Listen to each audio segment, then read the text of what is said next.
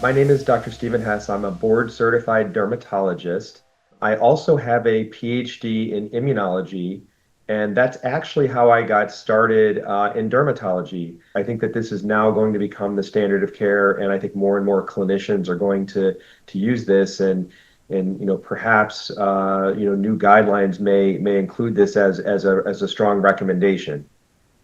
In this Merlin 001 study, um, really demonstrated the ability to risk stratify patients with head and neck melanoma, in that those that turned out to be Merlin high risk had a very high rate of sentinel node positivity, and those that turned out to be Merlin low risk were actually just below that 5% threshold. So I think in these challenging patients with head and neck melanoma, this test is really fantastic at risk stratifying. And again, in this Merlin 001 study, I mean, they really had a high number of patients.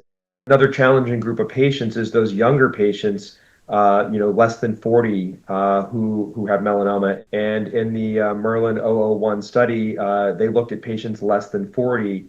And similar to what was seen in some of the other subgroups, those that were Merlin high risk had a very high rate of sentinel node positivity. And in fact, those that were Merlin low risk, essentially none of them, had a positive sentinel node. So the test is very useful at risk stratification in this subgroup of younger patients who we might be more worried about their prognosis.